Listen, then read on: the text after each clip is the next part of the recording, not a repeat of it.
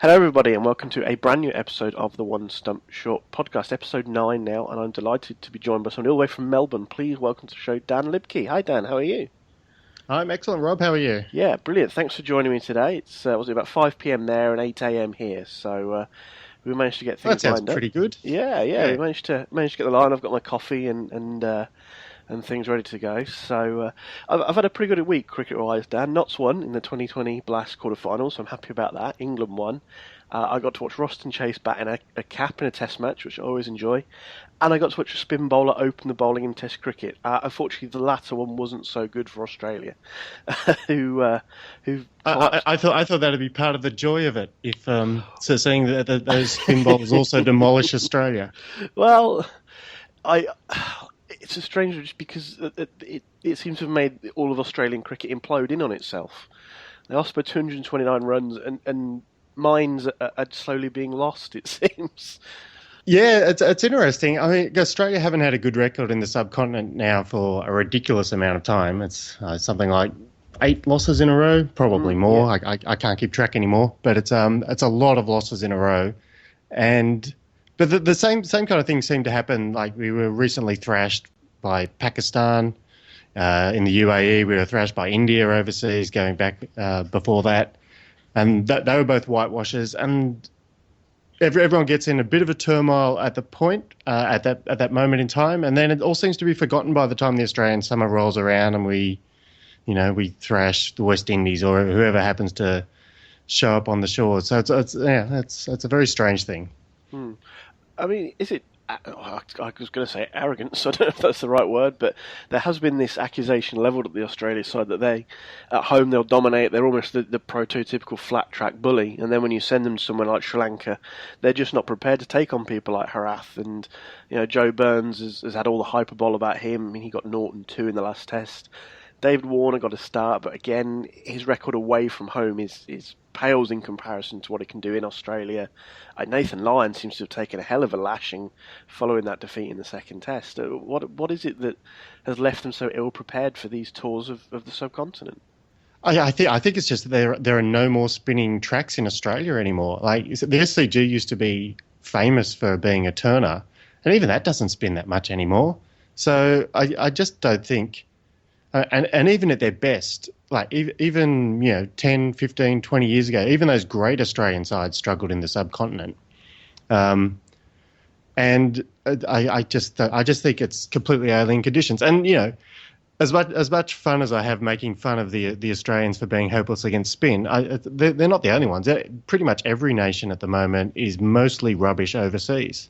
Yeah, and the team that's ranked number 1 is the one that was most recently not rubbish. I think is the new rule.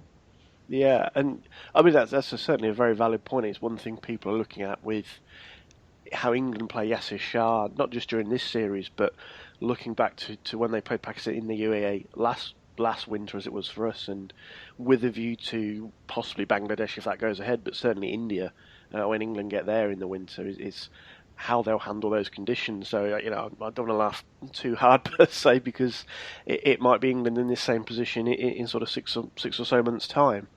And I mean, I did a blog post last year on the general lack of really exciting spinners, because I think back to my youth, and Australia had 2 effectively. They had Warne and they had Stuart McGill, who couldn't get in the team because of Warne, but probably would have got poor old Stuart McGill. He'd have got in any other Test side in the world. Yep. And I mean, he played for Notts, so I saw him bowl for Notts for about half a season or maybe a bit more, and he was brilliant and a genuine sort of Test class spin bowler. Whereas now, and Yasir Shah's probably the better one, though he's had a rough time the last couple of tests in England where conditions aren't necessarily his friend. Ashwin obviously for India, but I mean Harath, I think he's a canny bowler, but there's not a lot of competition when you say who's the best spin bowler in the world, and that seems a far cry from that's a good point. I mean, just going back to McGill, like McGill somehow, despite the fact he wasn't a first choice spinner, and he was only ever in whenever Warne was suspended or injured or off chasing women, whatever he was doing to not be in the side, McGill still somehow took 200 Test wickets, and that's kind of astonishing considering how rarely he seemed to be in the side. But that you look around today, I mean, who are the best spinners? There's only a handful of them out there. Yeah, I think what's spawned my blog post, this was last summer to date it, but there was a Cricket Info sort of informal poll. I mean, it's an internet poll, so, all the asterisks. So did Virat Kohli win? No, I think Sachin won. There you go. But I think it was like Yasir Shah, Ashwin, Herath, Nathan Lyon, and possibly a fifth one, but I can't think for the life of me who it would have been.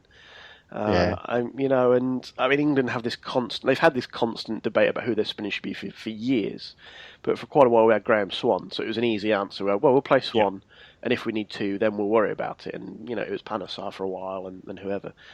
And now we've got basically a converted batsman, and I speak that to me. I like Moeen. He was a very graceful batsman. Now he's sort of a converted international spin bowler who bats well, and he proved that in the last test. And again, I'm all nostalgic about it because you go back and Sack Lane was bowling, Mushtaq, who's now one of the bowling coaches, and you had all these guys kicking around, and who was it? South Africa? Pat Simcox was it South Africa at the time? Yeah, he was just it was him, and they had who was the guy who bowled like a frog? Was that Paul Adams? Evans? Paul Adams, the Chinaman bowler. Adams, the weird action. Yeah. And there was. There seems to be loads of guys kicking around rather than this seldom few, and it's strange. And I say we have it in England all the time. Where's the next great spin bowler? Who's the next great spin bowler? And they're always picking out these young guys who look like they might do something, and some get a sniff of the team, some don't. And again, it's the McGill thing. If there's an incumbent there that they can't get past, then Adil Rashid maybe suffers for that. But it just seems strange. And when they then go to the subcontinent, all of a sudden they're surprised when Herath opens the bowling and runs through them, or Yasir Shah makes them look silly. Yeah. I mean, in a way, I guess the spinners are, for at least most Test teams, they're quite similar to wicketkeepers, aren't they? You've got one guy in there for the most part, and if he makes it his own, then he's there for a decade. Like look at Swan, or you look at your Warne, or whoever. If there's someone good enough, then no one else is getting in. And when they're not there, people tend to rotate around. I remember after Rod Marsh retired, this is showing my age, after Rod Marsh retired, Australia went through, like half a dozen wicketkeepers before they finally settled on Healy. Yeah. So, I think it's a kind of a similar thing. It's, you find someone, and once they're to a certain level, then they're just locked in there. Is that maybe the case with Nathan Lyon, perhaps? Is he sort of just the guy who happens to have locked himself into that spot? Because, as I said earlier, he seems to have taken a lot of criticism following that last test, even though he didn't. Yeah, I think Lyon's pretty safe. He's pretty well established now. I mean, when he first began, you may recall, it was only a few years back, he was dropped for young Ashton Agar. For any excuse, they seemed quite willing to get rid of him and get somebody else in. And Lyon was like pretty much the final chapter in the endless kind of post-Warne search where Australia went through a dozen spinners, it seems like. And Lyon was the one that finally they stuck with long enough to give a proper career to. But they went through a whole heap in the meantime. And even then, like, as I say, it took a while for Lyon to be solidified, but I think he's pretty much... They're not going to drop Lyon. Lyon's safe for the foreseeable future, I think. Yeah. Even if they are a little bit, disappointed in his performance in these tests. I mean, is it the classic sort of death by comparison almost? Because he had, quite clearly hasn't done as well as Herath, Pereira, and Sandakan.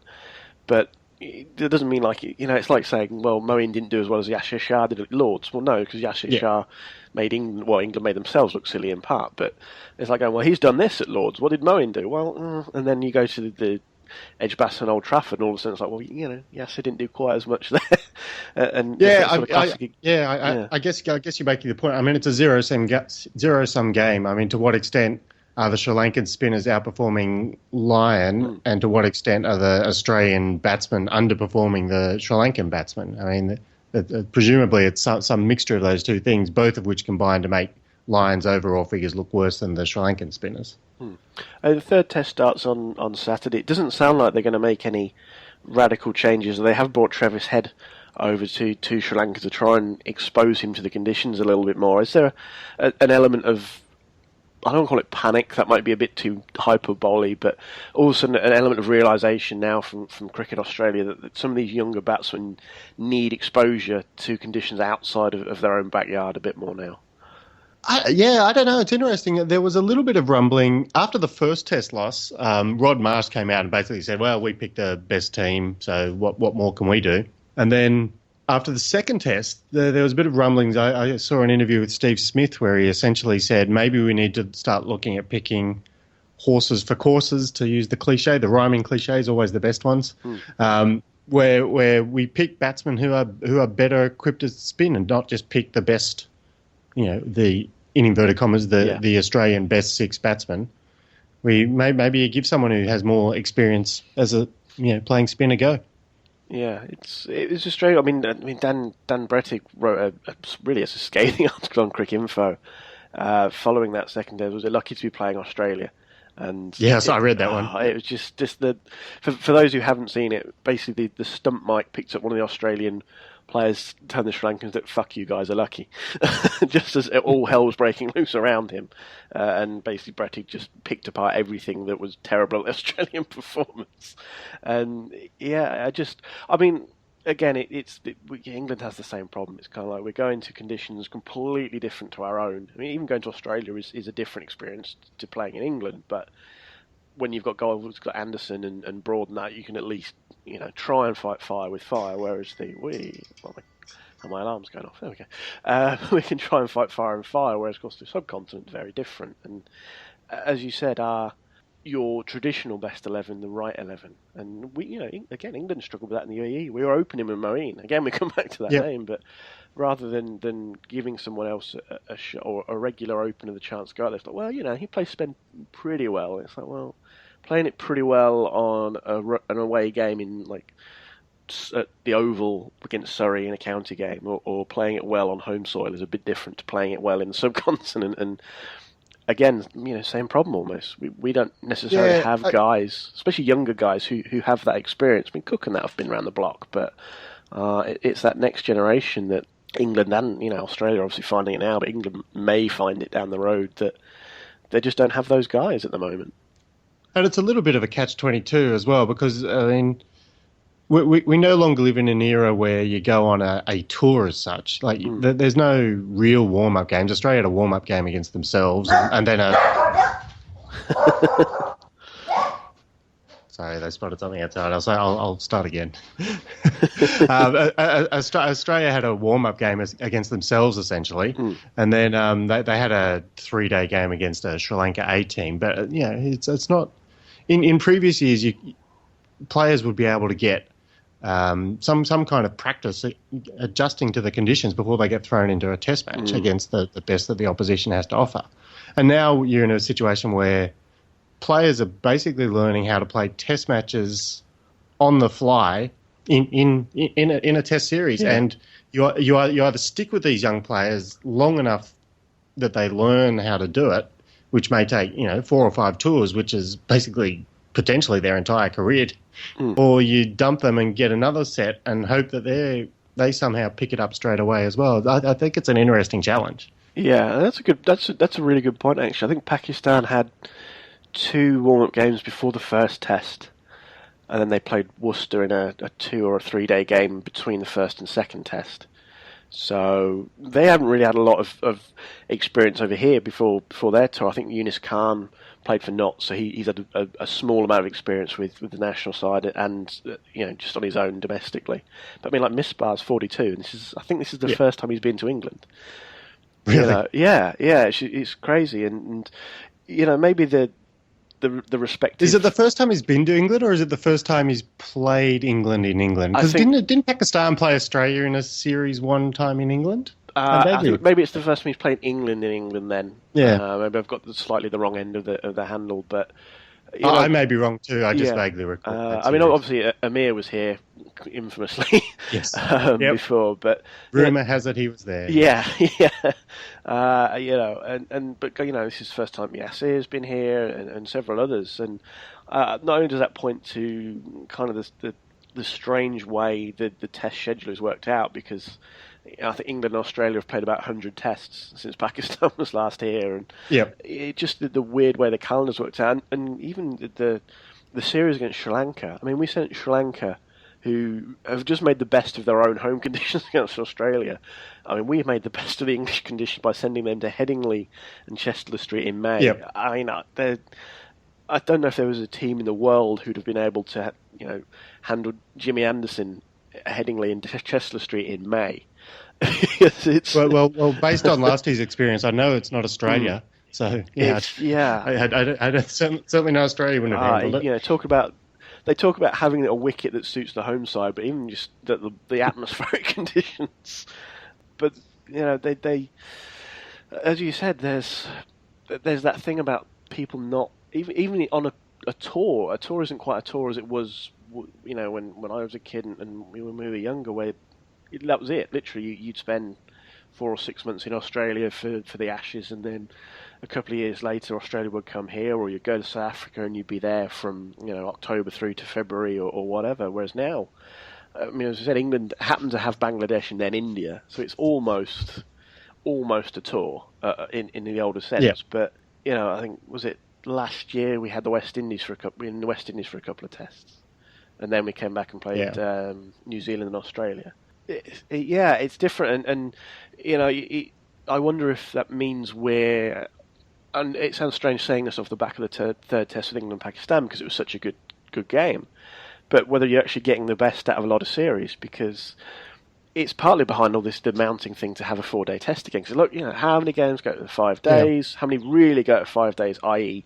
more than a few hours, blah, blah, blah. We don't need it. Let's just go to 4 days and have 100 overs a day and be done with it. And it adds it'd be interesting to see what would happen if they flipped it and did like the ODIs first, and then not all the same players play ODIs and tests, of course, but half of them maybe do. It'd be interesting to see what would happen if that half at least had a chance to warm up. Now, of course, that's demeaning the ODIs and possibly the T20s, which may earn more money than the tests, so it may never happen. But I'd be quite interested to see tours go that way around myself.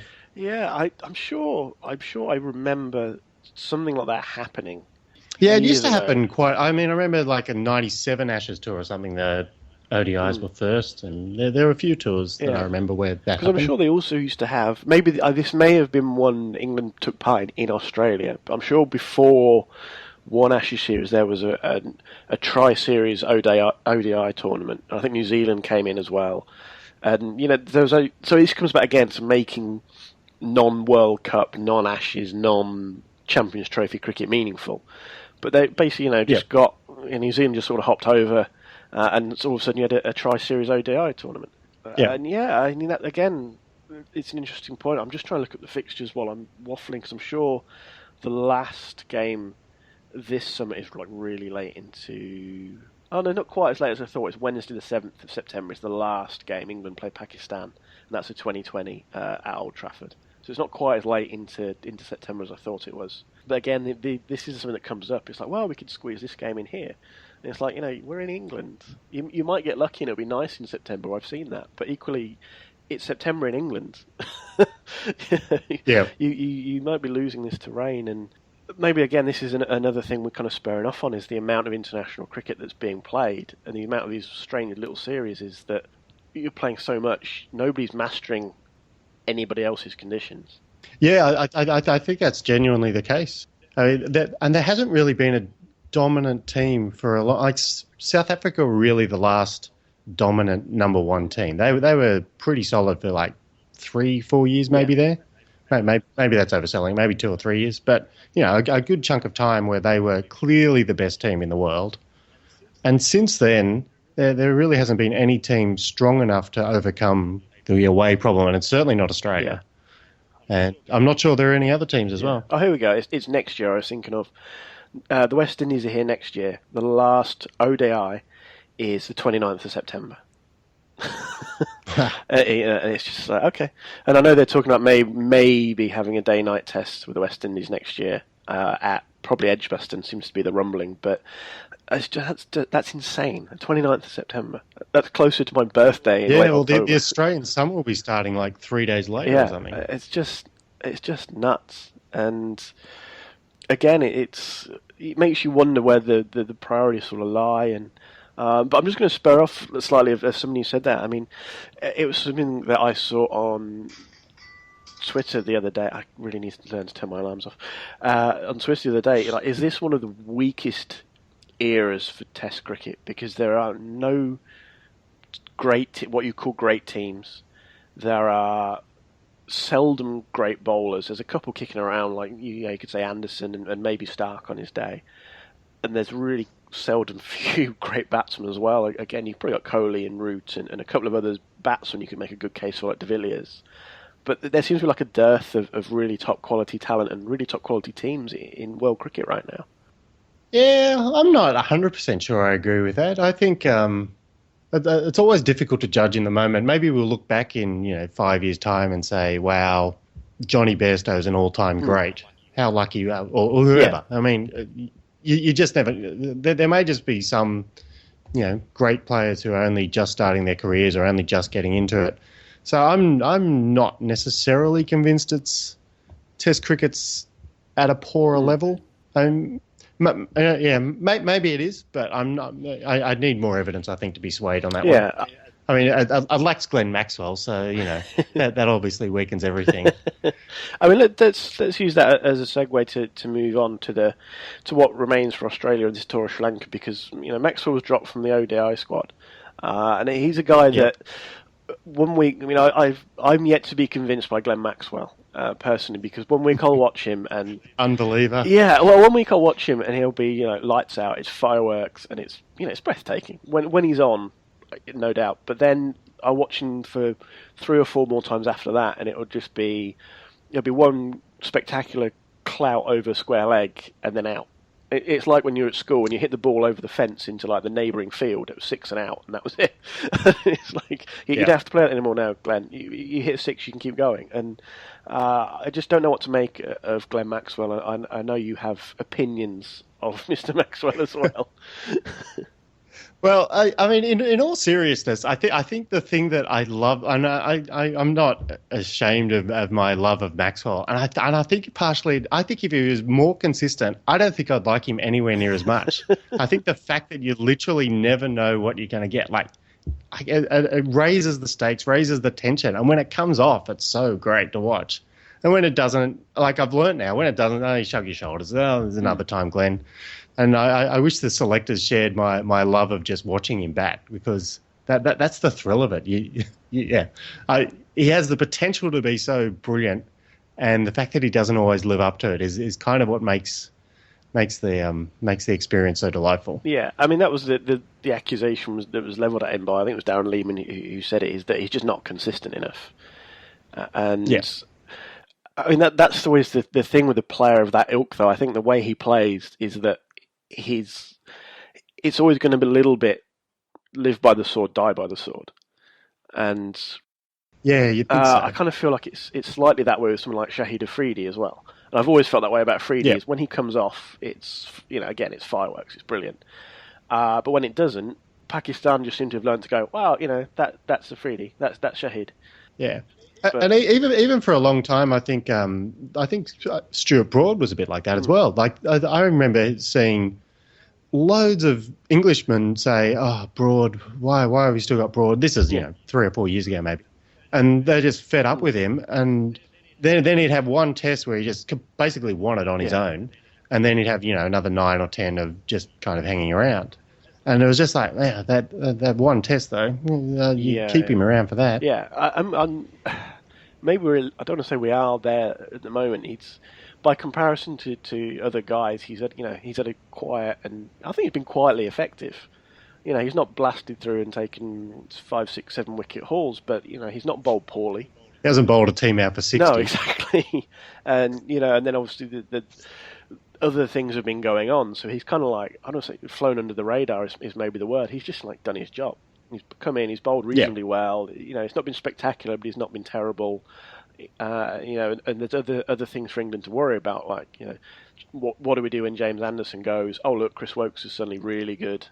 Should Steve Finn be playing? We'll have that debate before every test and all this stuff. So, and he's kind of even, I agree. I mean, a few years ago, he was pretty erratic. The only problem with Broad now is his batting's gone to pot since he got hit. Yeah. Which I can understand. I do love that they keep putting him up, although he has dropped down a bit because you've got about 9,000 all-rounders in your team now, so he does get to drop down now. But for a while there, he was batting at 8 or 9 when he was barely competent anymore. Yeah, I mean, I think he took that blow to the face a few years back, and I don't think he's ever been the same since then. And basically that was the thing on Test Match Special. I think the question, it was put to Boycott, who can go for hours if he wants to, and basically was like, what's happened to him? And Boycott's like, well, he got hit in the face. He's not been the same. It just ended there. It's just like, that was it. And, I can understand that. I mean, he's not... I suppose it's the get back on the horse thing, and some guys do. I mean, I remember going back years now when Greg Blewett got hit in the face. It just came through the grill, knocked two of his front teeth out. And he was back like 2 weeks later, complete with a lisp. But he just just get back, get on with it sort of thing. And that was his job, though. That was his livelihood, was getting out there and scoring runs. Whereas Broad's job has been...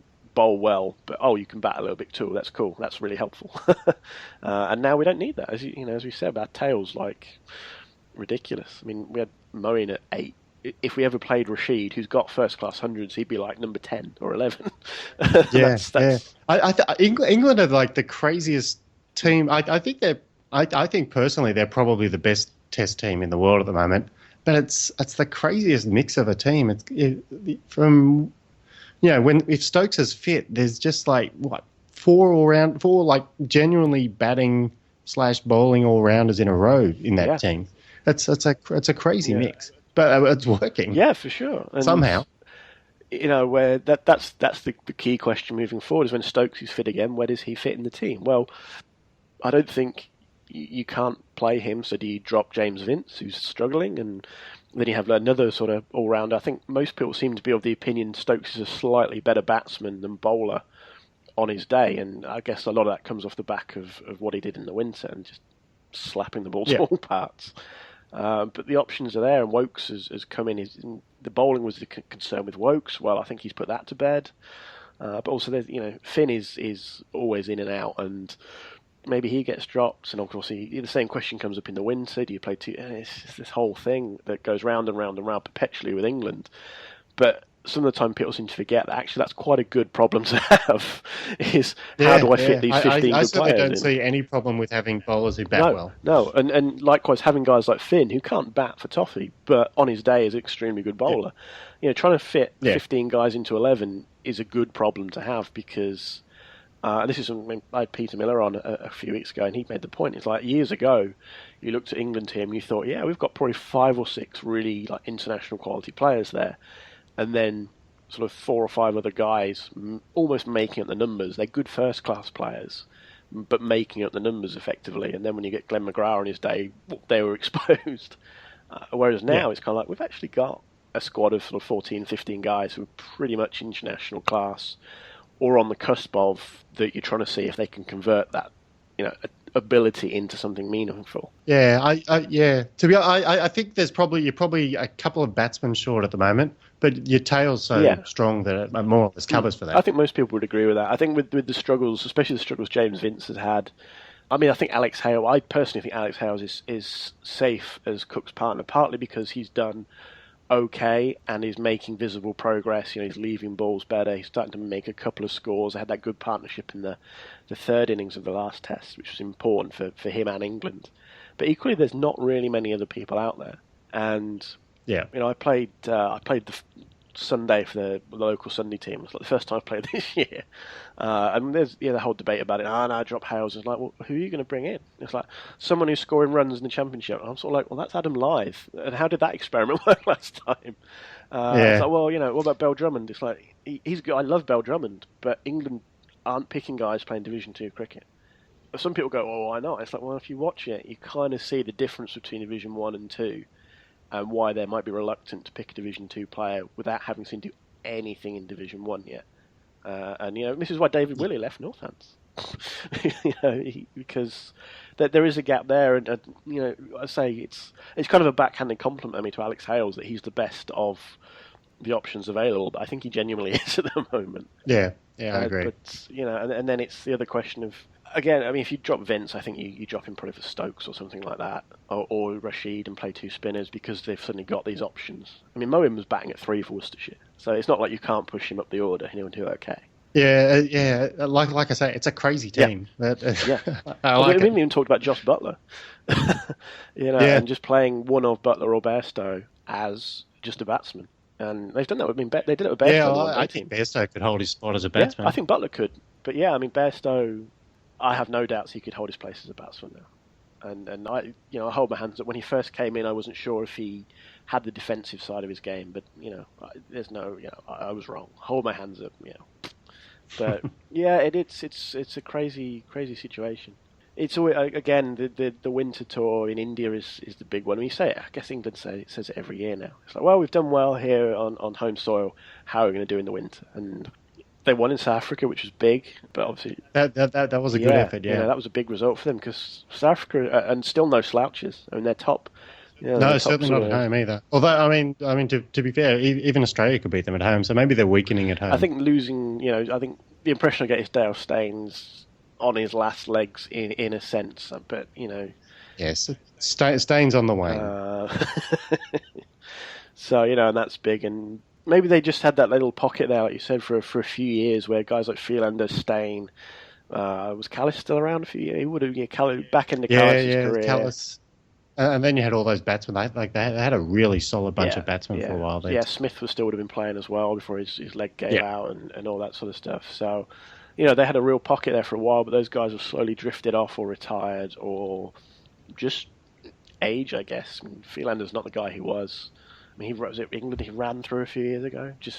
No, I think he's playing for South Africa A at the moment against Australia. He just doesn't seem the same guy. If you know what it's hard to put a finger. It's just one of those bowlers that he put it on the spot so consistently, and he had decent pace, but it was the old thing. It was the line and length all the time. He just ground away at you, frustrated guys into silly shots, a little bit of movement. It was like the perfect recipe of death by a thousand deliveries. I don't know. There was just something that didn't seem to be there anymore. Maybe it's just me. Maybe I just saw him on a bad day or something like that. But just quickly, Dan, what I've got you, because it's the subject that keeps raging on in English cricket is trying to make our 2020 tournament mimic the Big Bash. Now, I struggle with this idea partly I think it's dumb to use the Big Bash comparison because of the geographical elements. The way Australia's kind of laid out these big population centres, whereas England is obviously much more spread out. And from where I live, I can get to Leicestershire, Northants, or Nottingham in pretty much the same time. If I expand that slightly, I can get to Essex and Derby too. So there's a lot of teams within like a smallish geographical area, and but then equally, if you go somewhere like Durham, that's as far north as cricket kind of goes in England. So if you lose a team in Durham, the furthest north you get is Manchester, and that leaves quite a big expanse of land in the north of England without like a team. And it's just a strange comparison. I mean, there's somebody from the other side of the world with an outside view of it. What if you had the chance to rejig English 2020 cricket? What would you do? What would Dan Liebke do? Oh, God. That's a good question. To be honest, it's not really something I've thought about because I've had most of the problems and issues explained to me, and because it's not my job to solve them, I've generally gone, that is difficult. Good luck with that. But if you look at the tournaments that have worked, and that they're all pretty much following the same pattern. Your Big Bash, your IPL, even your CPL, they're all 8 to 10 teams, and they're all just playing against one another a few times. Then you have a final or semi-finals and a final. And I understand the tradition of English cricket, and I understand the geographical issues, but I don't know. I think if that's the blueprint that's working, you've got to be pretty confident that your alternative is going to work before you just abandon that blueprint, because that blueprint is working everywhere else in the world. So I would have thought somehow you have to try and get it down to those small groups and try and do something as similar as possible to all the other tournaments that are working. I really don't see a way around that. And maybe there is one, and cleverer people in England cricket will find it and prove me wrong, but that's my gut instinct. Yeah. It's curiosity, really, because you've got kind of no bias in this, whereas I obviously have grown up watching county cricket, and so my view is tainted. I'll quite happily admit I would rather find a way for the 18 county system to work, whether that be dividing it up into smaller chunks, like 3 groups of 6. Oh yeah, so what's the issue with doing that? Why couldn't you do that? I guess I don't know, and this is the bit I struggle with. Is I feel like, but maybe I'm reading it wrong, but the way I feel is that the ECB isn't really behind the 2020 Blast, not fully behind it. So while the clubs, so I mean, refresh my memory. How does the actual T20 Blast work at the moment? Is it, is every team playing every other team? Is there any kind of division? Yeah, you've got a north-south split. So it's 9 and 9. Again, I don't particularly hate that if you work it out right, because you could still work it. So I mean, I'm going to slant this slightly because I'm an ice hockey fan too. So I follow the NHL, and there are years where, like one year, Pittsburgh will maybe go to Dallas because they're in different conferences, East and West. So Pittsburgh will go to Dallas like this year. I can't remember this year, for example. And then, next year, Dallas will come to Pittsburgh or something. There are years where you have those odd swaps because they're in different conferences. They're trying to make it an 82-game schedule. Obviously, it's weighted, so you play your own division more, all this sort of stuff. So, there's no reason that if they stuck with a formula where you say, right, okay, so this is our North group. Nottingham and Durham are in the North group. So, this year, 2016... Notts go to Durham, then next year Durham come to Notts. So they each play 8 group games. So you still got, which is basically what the IPL is. And the Big Bash is 8 group games. Yeah. There's ways and means, and I'm just trying to bring up the standings that they had now. And it's not a million miles off that anyway, if I remember rightly. I'm just trying to find the exact standings. But it just seems the way it's dragged out is the problem, rather than... So, Notts played 14 group games. So, and they finished top of their group, and then got through to the quarterfinals yesterday against Essex, who finished 4th in the other group. So there's a crossover when you get to the knockout stages. But that's right. So you've got 14 group games, which is 6 more than most others are playing. So straight away you've got a whole ton of additional games in the 2020 Blast. So. And what's weird about that? Yeah, I think one of the advantages, and I believe this isn't the case, but please correct me if I'm wrong, not all the games are televised, are they? No. Sky show, to be fair to Sky, as much as I sometimes lament all cricket in England being, apart from the CPL, which was on the Comedy Network, Dave, all other cricket is on Sky Sports. And as much as some people lament that, and I think we have kind of hit a tipping point here, because... You get England Test match highlights on Channel 5, but everything else, as a bar the CPO, is on Sky Sports, which has been a problem for the KSL, the Women's Super League, because Sky own the rights. They weren't interested in showing it this year, so the KSL are kind of we want to be on TV, but the rights are already... And they kind of had that, problem for them, where they were kind of I don't know, but anyway, so their TV coverage is non-existent this year. Because of that, and again, not every game. But are all the men's games shown on Sky, or do they miss some and not show others, or do they all get shown? Depending on what's going on. So if there's a test match, the test match will be on. That's just on. Right now, there have been some games recently where the test match will finish at 6:30, and then there'll be a 2020 game starting at 6:45, 7 o'clock. So they'll show both, but they'll only show one fixture from that day. So, and there's normally one televised game. So it might be Nottingham and Northampton will be on TV, and then Lancashire, Warwickshire won't be, or something like that. So, because I think one of the big appeals for the Big Bash, certainly from my experience in watching it, is that every night there's a game on that's on at 7 p.m. You turn your TV on, you have it in the background, you have dinner, you do whatever you're doing, you watch the cricket, it's over, you go to bed. And you know it's there every night, and to the point where there are a couple of nights where it's not on, and you turn it on expecting it to be there, and you go, oh, wait a sec, it's not on tonight for whatever reason, Christmas Day or something absurd. What's that all about? So I think that's a stronger advantage than maybe England or the ECB realise. The fact that just knowing it's there and just making it a habit is big, is really powerful. And it doesn't even matter so much if it's on Sky. Even if it just becomes a habit to Sky viewers, that's a good thing, because the Big Bash started on Australia's pay TV channel before it went to free to air. And that worked well. It didn't work as well as it did when it went to free to air, obviously, but it still worked really well as a pay TV product. But it was definitely that pattern of every night. That's what it is. You know where it is, and then the game's in your city, and you go, well, I might go along and watch this. I think that's part of the issue maybe they have is there's a lot of games, although were earlier in the year. And again, this speaks to how the spread out the schedule is that Friday night used to be like the T20 night.